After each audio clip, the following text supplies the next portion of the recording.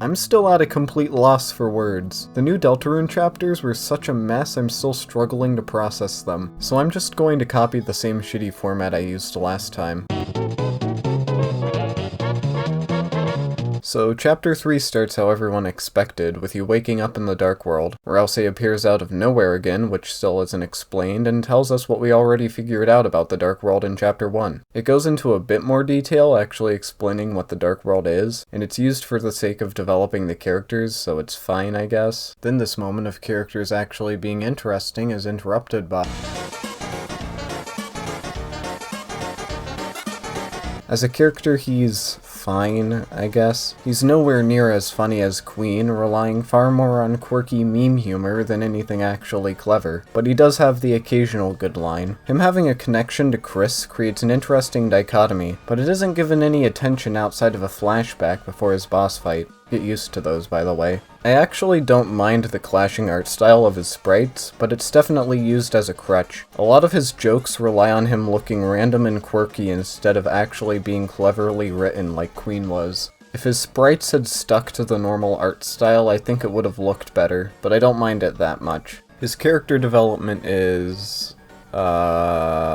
He misses being watched by Chris, his family, and friends on the holidays like he used to be, so Susie promises to give him to someone else. He gets cleaved by the night at the end, which is incredibly shocking and actually made me somewhat care about him, but he gets revived off screen, so any emotional impact that could have had is now gone. If this character is supposed to be threatening, you shouldn't fucking do that. The one thing he does better than Queen is being established as an actual threat. He traps you in capsules and shocks you repeatedly. That cutscene is incredibly drawn out and boring though, so, half points. There's a bunch of stuff set up about him that's completely forgotten. He's constantly talking to someone off camera that we never get to see. His antennas go off, causing him to leave for some kind of emergency that never gets explained. He mentions Mike repeatedly, and he has a deep history with Spampton. These are all incredibly interesting details that should have been the main focus of his character, but nope, they're completely ignored. This was his chapter. How are we not exploring this stuff now? I want to apologize for ever calling Queen a bad villain. At least she was interesting and memorable. Everything that could have made Tenna a more unique or interesting character is just shafted for his hilarious antics that fall completely flat. The animated text is why this game is 600 megabytes, by the way. Every single frame is stored as its own unique sprite. Good job, guys. I'm pretty sure everyone expected Chapter 3 to take place in a TV-themed world and not an actual TV show. Probably because a TV-themed world would actually lead to interesting locations, unique characters, and a feeling of exploration. Imagine getting to explore a Western-themed town, followed up by a horror-themed mansion, ending with a fight against a city-destroying monster. Well, too bad that's not what we got after 4 years of development. It just being a TV show makes the entire chapter into a compilation of Mettaton's greatest hits, except not funny. That's why it's periodically interspersed with... I think Toby forgot that when I play Deltarune, it's because I want to play Deltarune. Not some half-assed minigame where you catch and throw food. Not a shitty ripoff of Zelda without any of the interesting items, level design, or progression. And definitely not a rhythm game with only 2 buttons. I hope you love these minigames because they're absolutely the reason these 2 chapters took 4 years to release. I also hope you love these minigames because they take up 2 hours of the chapter's runtime. I also hope you love these minigames because if you suck at them, you're permanently locked out of getting key items. Now fortunately, I'm an epic gamer, so I got an S rank and a T rank respectively on each of the boards. But that doesn't mean content should be arbitrarily locked behind how well you do at a minigame. A minigame that doesn't use any of the skill and knowledge you've obtained playing Deltarune, and especially when failing them permanently locks you out of 100% completion with no way to try again except completely restarting the game, which I'd rather die than play through Chapter 3 again.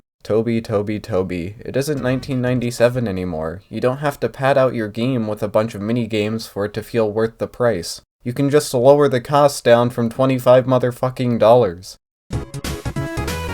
These guys were fucking shafted, which is such a massive disappointment because their designs are actually really damn good. I expected them to have their own segment culminating in a mid-boss, with how much they were focused on. But nope, they're just thrown into the first minigame board, completely unrelated to the setting or anything that's happening. They're just there for the sake of being there. Their boss fight sucks. They only have one attack pattern until one of them gets bigger. Then it's still basically the same attack pattern. The goal doesn't actually have anything to do with them. You just have to say I love TV a couple times before Tenna gets bored. It's such a massive disappointment, and they don't even have an original boss theme. I probably feel so disappointed by this because there was such a great fan song made for them called Whether or Not that you're listening to right now. I'll put a link in the description this time. Probably. Their dialogue is at least really cute. I actually enjoyed talking to them and getting them back together. Ram is also a character established to have known Chris, but unlike Tenna, it's actually the forefront of his character, making him far more compelling. He has a bunch of unique interactions with Chris, and they're all really fascinating, and ominous. His segment also continues the themes of freedom established in chapters 1 and 2, which is great. Him being an extension cord taken from the library when Chris was younger is actually really smart too. It was pretty impactful when I found him half turned to stone at the end, still just wishing to give Chris what he wants. He's the most compelling character of the chapter, and at the end he just disappears.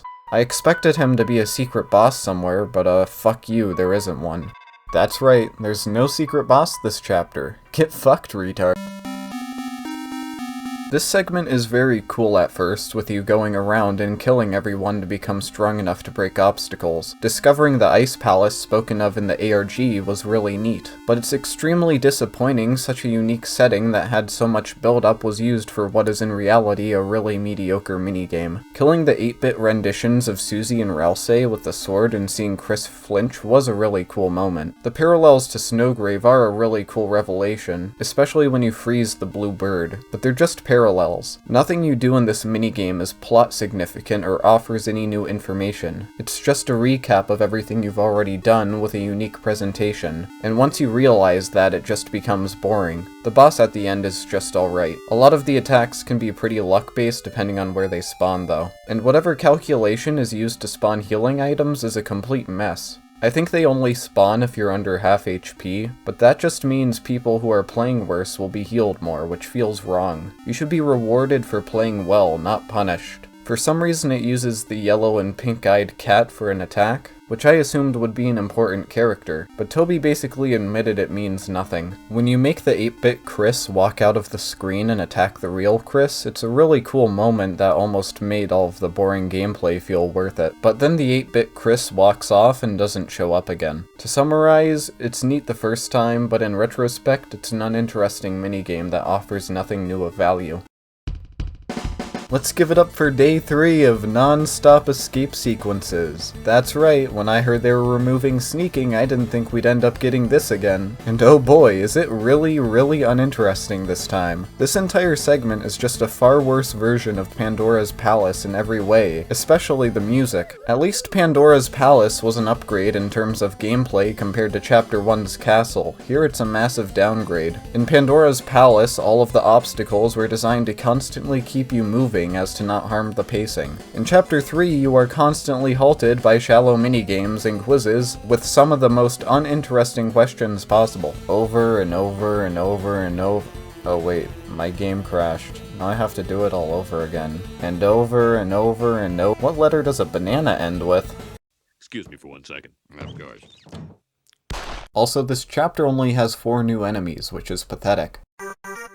During a really unfunny scene with Tenna where it's revealed he was hiding Pippis in a closet, Spamton comes back to life to undo all of the emotional weight of his arc in Chapter 2. Why, Toby? Why? Stop beating this poor man's existence into the ground. The reason everyone liked him in Chapter 2 was because he had a tragic backstory, not because he was a silly little gremlin. It's not like this scene is used to expand Tenna's character either, unfortunately. It's only used as a shitty joke.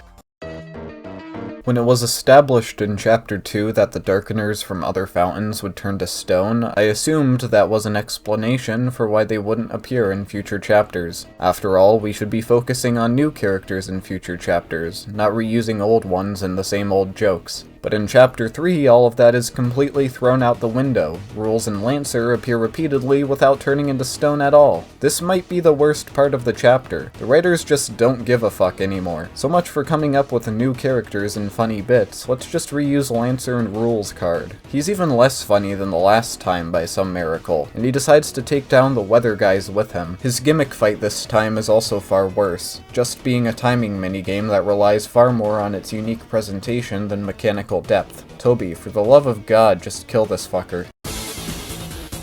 I don't know how we went from such a great boss fight against Queen to this. Tenna is the exact opposite of everything I praised the Queen fight for. It repeatedly halts the gameplay by making you play minigames instead of dodging regular attacks. He only has 2 regular attacks. Compare that to the King and Queen, who had a new variation on their bullet patterns every turn. There's no unique route if you decide to attack him either. While he does show up broken at the start of Chapter 4, during Chapter 3 there aren't any differences. That just makes it very jarring. His boss theme is also surprisingly forgettable. I don't feel like going out of my way to listen to it again, which is insane for a Toby Fox song. Unlike Queen's boss theme, it doesn't have a clever mix of different leitmotifs, and feels very out of place as a result. At least you don't summon a giant robot with the power of friendship.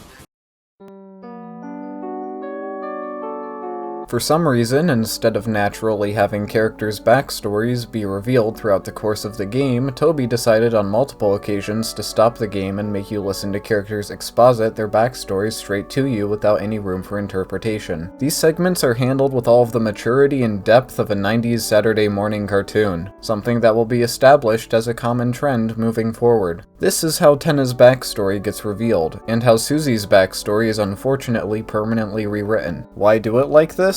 Well, incompetence, probably. When you met Noelle in Chapter 2, she didn't stop and go, "I remember Chris from when I was a kid. We rode in a Ferris wheel once and he shook it at the top. He was always a prankster." No, she brought it up naturally during a normal conversation like a human being. I hate what Susie's new backstory does to her character. It's revealed that she was always the scary girl, the bad kid, which either implies she was always a bully and a rebel, which would contradict everyone saying she was just putting up a facade, or that her appearance made everyone afraid of her and bully her, which seems very unlikely. And then it's revealed that her family was constantly moving, so she never got to keep her friends.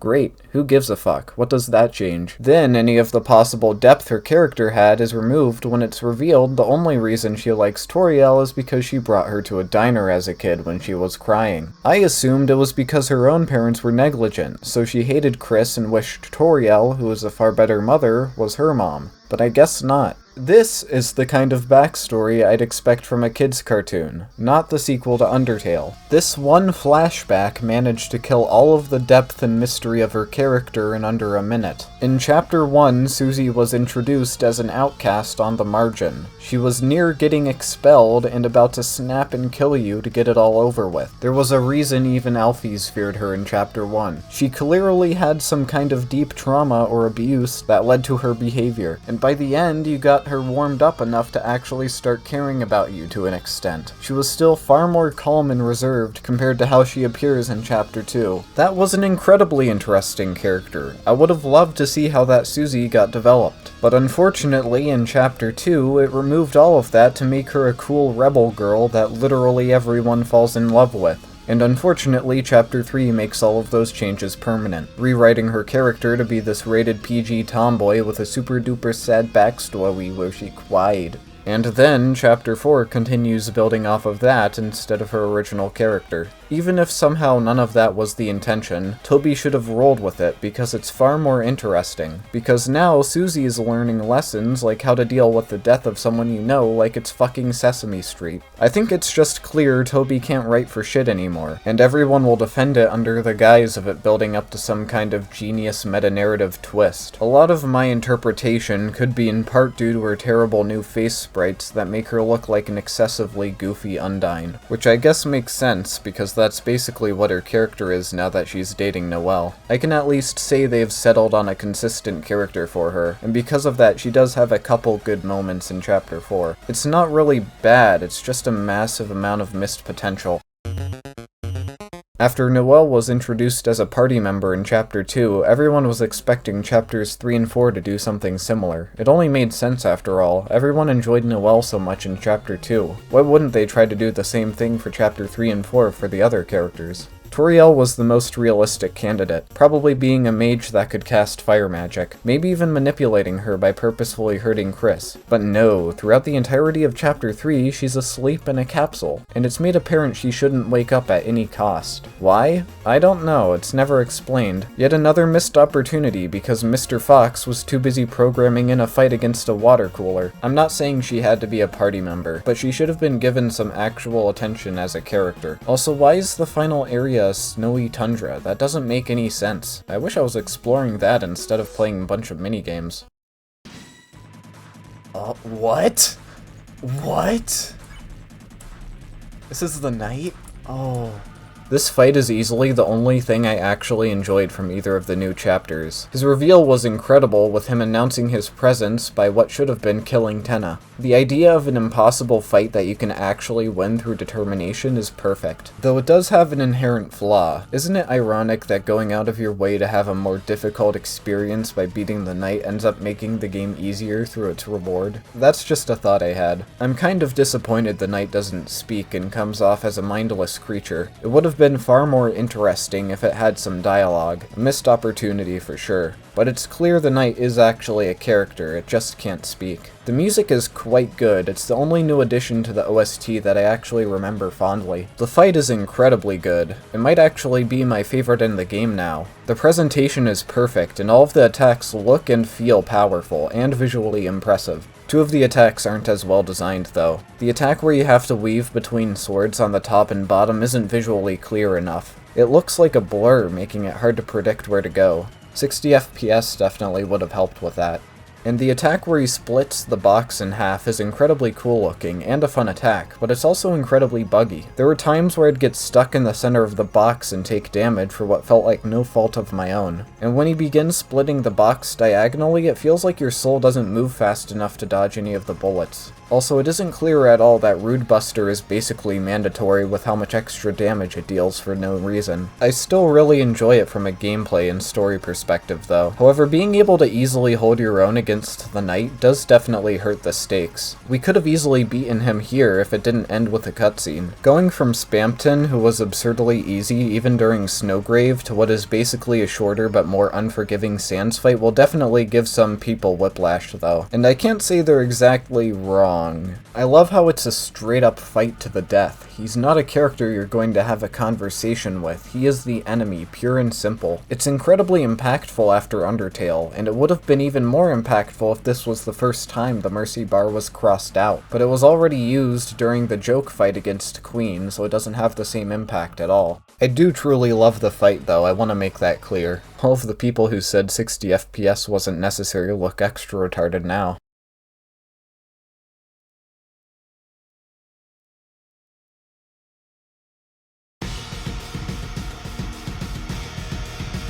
Ralsei can turn into a marketable plushie at will, and honestly that might be even worse than the giant robot. At that point just turn into a gun and shoot him. Also, it breaks my immersion, is an unfunny meme, and comes off as shitty advertising in a game that already costs $25. This entire chapter can be summed up as a waste of my time, your time, and development time. This chapter barely progressed the main plot, even though the last chapter barely progressed the main plot. However, at least the ending this time advanced the story forward by introducing a main goal for the group.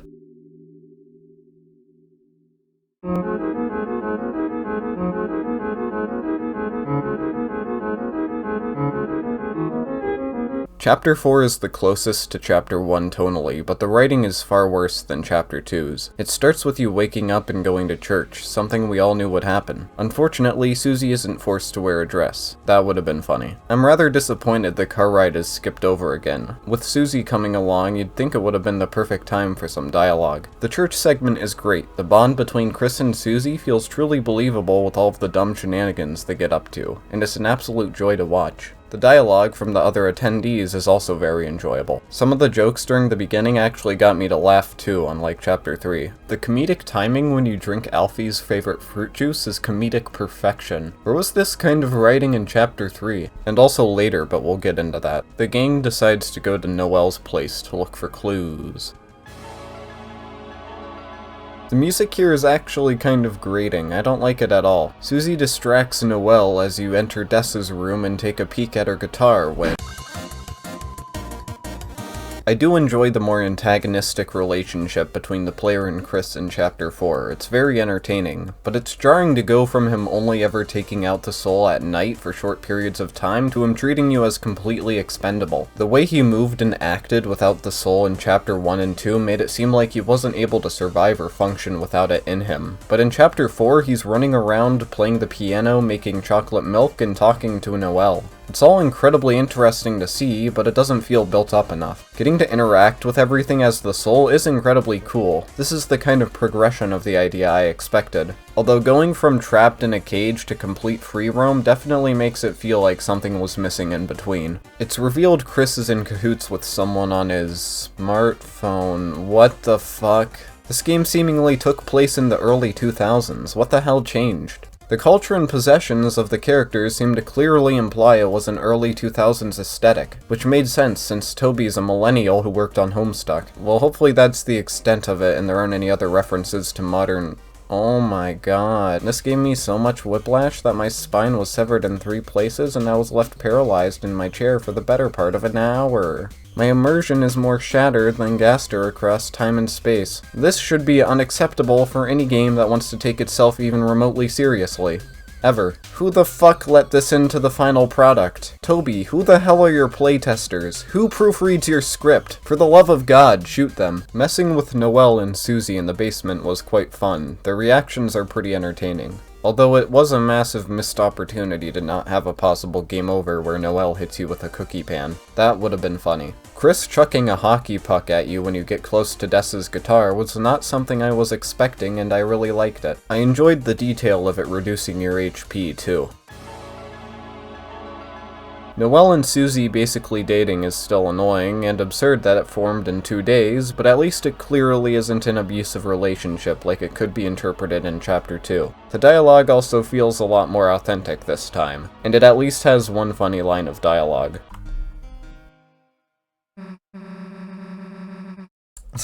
So I'd say it was tolerable. Chris calls Noelle's mom to come home early, and what the fuck is that thing? This design sucks. The blue looks terrible and clashes with the rest of her colors. It's clearly meant to be like Noelle's red nose, but that actually had contrast to make it pop out. She's unusually short, and yet her sprite looks strangely elongated. Her color palette is completely detached from Noelle's, unlike Rudy's, which makes it hard to believe there's any relation here. And her animations are unusually stiff, which is probably meant to exaggerate how stern she is, but it just looks unbelievably off. Fan concepts were a lot better, and looked more in line with Noelle and Rudy's design. Her face sprites are great though. They do a much better job conveying her character. No idea why there's one with blood on her face in the files though. She's actually really intimidating, which is cool, if you ignore her design. And her relationship with Chris is incredibly intriguing. Not like that. A plot point being set up that'll be explored in future chapters. Crazy! It's almost like I'm experiencing a story right now. Well, that was neat. I wonder how evil alternate universe me is doing. Well, that fucking sucked. On the way to Noelle's house, you can find Birdley in the hospital, which is a great shocking detail until you realize it's made clear he's still alive. Are you fucking kidding me? Then what was even the point of anything that happened last time? Getting to see the world change from Birdley's death was what I was the most excited to see. But Toby decided to pussy out and make it so he just has a really bad brain freeze. This is an insult to the player, the game's subject matter, and Birdley as a character. What made his fight so impactful was how he sacrificed his life because he truly does care about Noelle, but now that's just retconned. There's a segment in the normal route where Birdley calls Noelle, and I was expecting that during the Snowgrave route it would be Birdley's mom asking where the hell her son is, but nope. The only thing that changes is Noelle decides to have a conversation alone with Chris. What's with the clearly evident sexual tension? That's never brought up again. What the fuck was that? Snowgrave went from subtle manipulation with incredibly dark undertones to being the most cartoonishly evil thing I've ever seen. That loses everything that made it so compelling in the first place. Now it's just gone full shitty creepypasta and it's become completely incoherent as a result. What made Snowgrave so intriguing was how subtle it was, not whatever the hell happens here. This just ruins everything that made Snowgrave so intriguing in the first place. How am I supposed to take any of this seriously when it looks like this?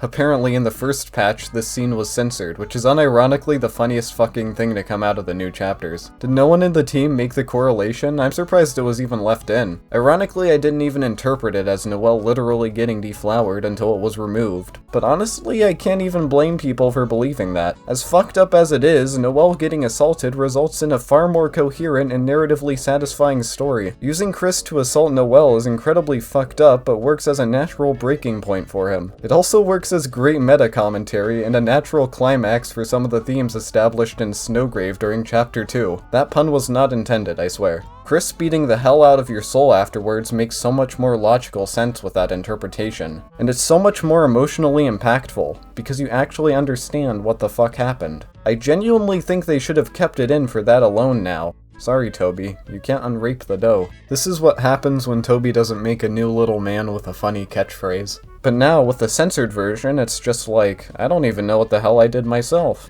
You plant the seed of a soul inside her. When the fuck was that established as a thing I could do? Asgore not just being Toby's punching bag at the end, but actually being a good dad was really wholesome. The fact we don't get to see more of that is disgusting. And then that's it. Noelle doesn't show up a single time after that. Noelle doesn't show up as a party member in chapters 3 or 4. 4 years of development, and that's the extent of the Snowgrave route. What the fuck did they spend 4 years on? So that's the best part of chapter 2 completely butchered. Let's just get to the next Dark World. Chapter 4 is gorgeous visually, at least some of the time. Most of the chapter is either gray bricks or boring libraries. They should have focused on the stained glass aesthetic far more. Chapter 4 shakes up the formula by not starting the Dark World by introducing a new antagonist. Well, unless you consider the Knight the main antagonist this time, but I think it's pretty different. It's definitely a refreshing change of pace, I have no problems with it. Chapter 4 has a far more non-linear structure, with the world being built around one center point that branches out, and that's a great idea. It's a perfect layout for backtracking for secrets. With the new climbing ability you get, it basically becomes a miniature Metroidvania. But unfortunately, backtracking isn't actually that fun because every single area looks the same. It's impossible to memorize the layout of this place with how similar each area looks and functions. A map would have been a no-brainer for this chapter with its unique structure. So it's a great idea with poor execution. It's made very clear that Ralsei is hiding something this chapter, and unlike chapter 2 or 3, it actually delivers on that front. But who cares about that? I have a soft spot for older characters. I think they're really charming, and he definitely succeeds on that front. But besides that, everything else is a mess. His relationship with Susie comes off as shallow and unearned. It's something you'd unironically see in a kid's cartoon. Susie feels bad because she sucks at healing. But then Gerson tells her it's okay as long as she tries her best because she's special and should feel good about herself. Great.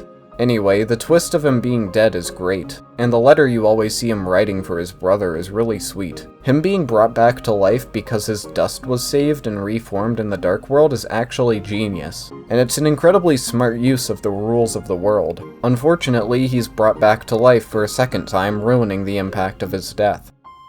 Alright, that's it. We gotta talk about this. This is the third time a character has been killed and subsequently revived. This game has no balls anymore. If Toby wants this game to have actual stakes, he shouldn't do this. If Toby wants his characters to have emotional impact, he shouldn't do this.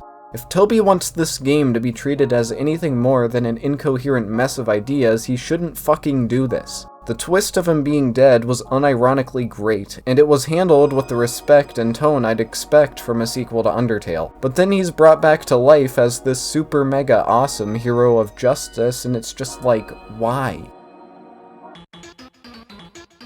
Toby realized that giving people a healing spell that can be used infinitely and a bunch of equipment that make it effortless to grind for can hurt the difficulty, so we just decided to remove it. This battle is an alright twist on the formula, but it goes on for way too long. But what makes it go from boring to excruciating is...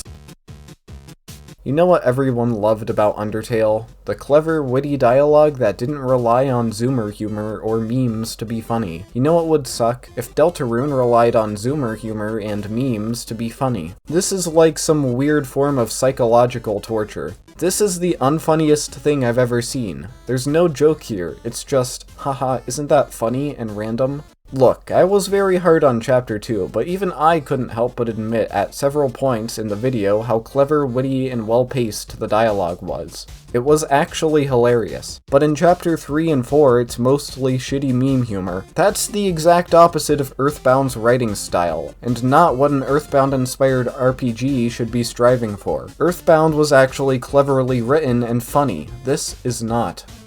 Damn, I'm going back to my roots with this one. Although the Mr. Nice Guy one was alright.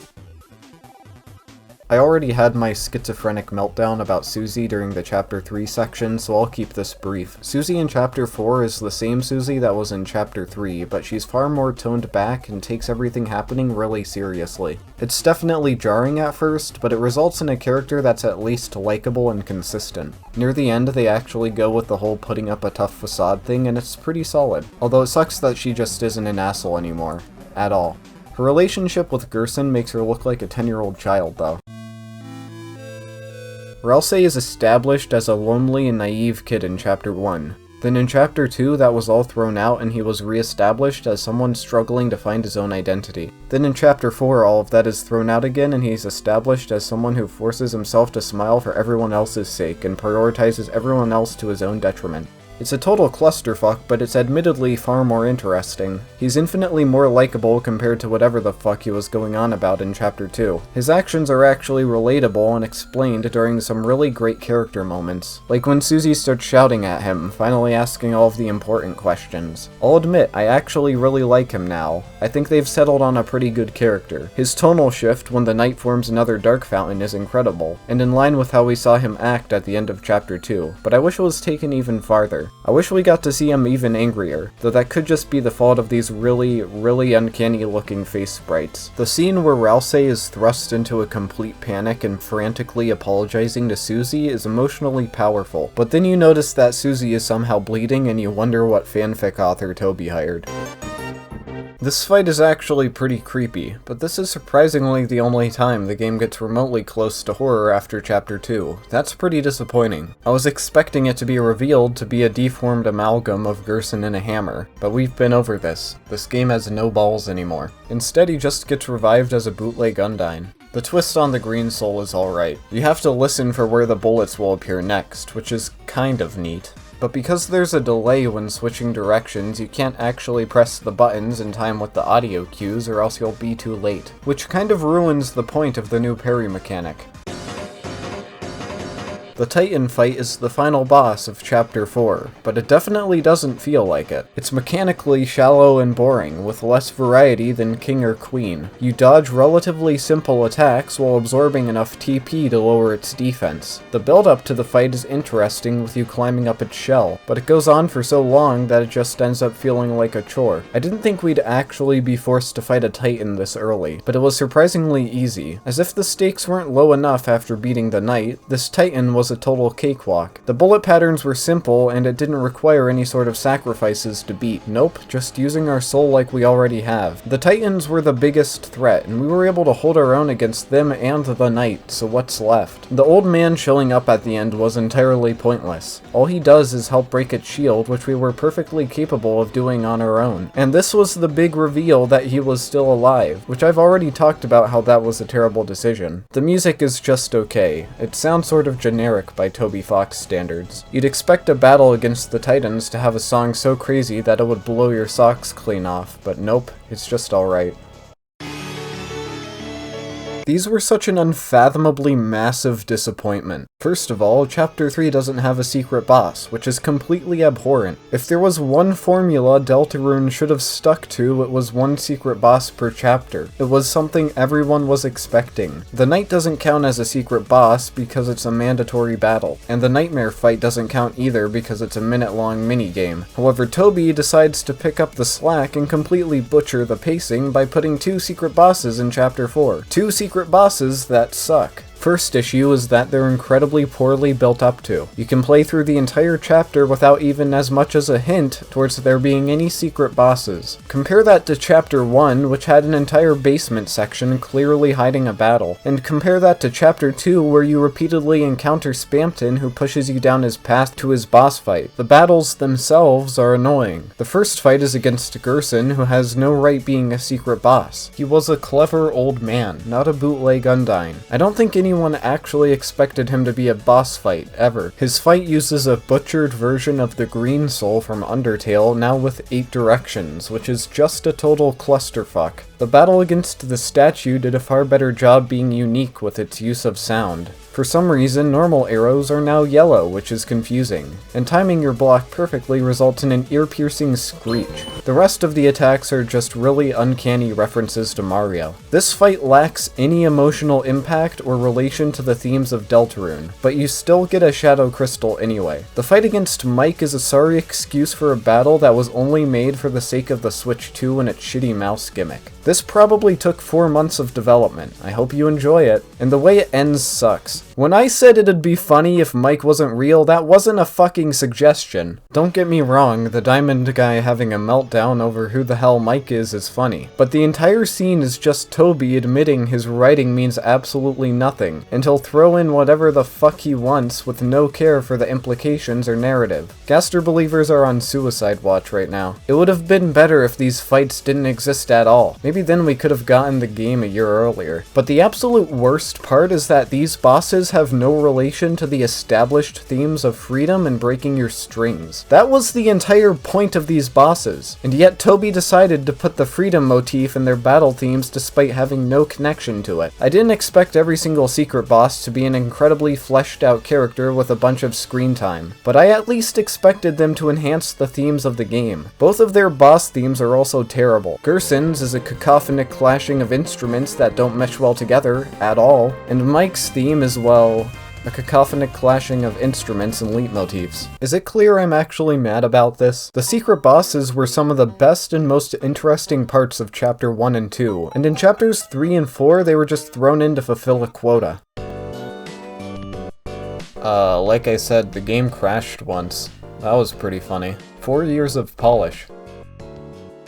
If it wasn't clear by the lack of Chapter 3 or 4 music in this video, the new songs are surprisingly bad. Chapter 2 overall had a worse lineup of music compared to Chapter 1, but it was still really good. Chapter 3 and 4, however, have 1 or 2 tolerable songs at most, which is insane. Also, there's just a surprising lack of new music, and a surprising amount of reused songs. The flashback excerpt song that plays when Noelle is having a mental breakdown? Yeah, let's play that while Chris and Susie are discussing clues. What the hell happened? How am I saying this about a Toby Fox game? I have been listening to the Undertale Yellow soundtrack repeatedly for the last 2 years, and yet somehow I'm already sick of Chapter 3 and 4's music. Sorry, Toby. I guess your fans have beaten you at your own game.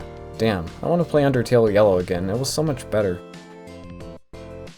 Some of the cutscenes and flashbacks in Chapter 3 and 4 lack any animation or movement. They just cut to black or an image of the background and tell you everything that happens. What is this, a Pokemon game? Isn't the entire point of a cutscene that it's supposed to show something? I want to see Chris and Susie drawing on the glass, but I guess they were too busy developing a rhythm game. I forgot to mention these earlier. They're cool at first when Ralse is shown to be visibly afraid, but the actual content of the sequences is non-existent. You run away from a sprite copied from the Titan fight in a black maze. Incredible. Attacking people in the Dark World doesn't actually permanently increase your HP, which misses the point so much I cannot even begin to fathom how this went through. The whole point is that you're doing it to become stronger, so why even bother if your stats are going to be reset at the end? This also affects the Snowgrave route as well. We killed all of those enemies in Snowgrave to make Noelle stronger, but her stats are just going to be reset back to normal by Chapter 5. That's like if after killing Toriel in the Genocide route you were reset back to level 1.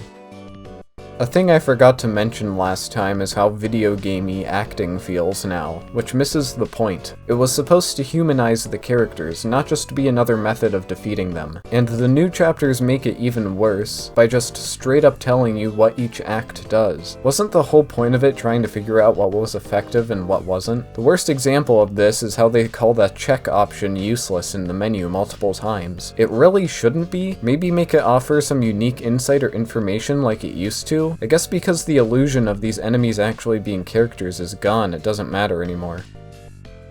A lot of the NPCs in Chapter 3 are even more shallow than in Chapter 2, which hurts its believability even more. It's supposed to be obvious that the Dark World is full of living, breathing creatures, despite what Ralsei says and how he feels. But the NPCs are so shallow and one-dimensional that it conveys the exact opposite. Ralsei is right, why should I care about these clearly fake characters? There aren't any more unique game over screens for each chapter. They just reused the Chapter 2 game over screen, which was clearly made to be a reference to old computer games, something that makes absolutely no sense for a TV or a church. It's incredible how detached Chapter 3 and 4 are from everything that made me love Deltarune in the first place, even Chapter 2. The music is mediocre, the writing is mostly unfunny and bland, and the Snowgrave route has gotten so absurd it feels like a parody of itself. It makes it hard to care about anything that's happening anymore. It's just a mess. Look, Chapter 2 was a mixed bag, but I still thought the game would be a solid 7 or 8 out of 10, just with a lot of missed potential. But now the entire game just feels like a mess of ideas and story beats. Fan theories and concepts felt more in line with what was established in Chapter 1 and 2 than what we actually got. It feels like Deltarune originally was following in the more mature and darker tones of Undertale, but now it feels like it could easily be categorized as a kid's game.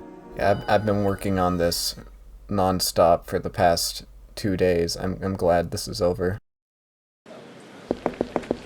Mr. Fox, it's 12 minutes until the release and we didn't add any furry bait. How will we keep our gamers' retention until the next chapter without flooding the internet with porn of our characters? Water cooler. What?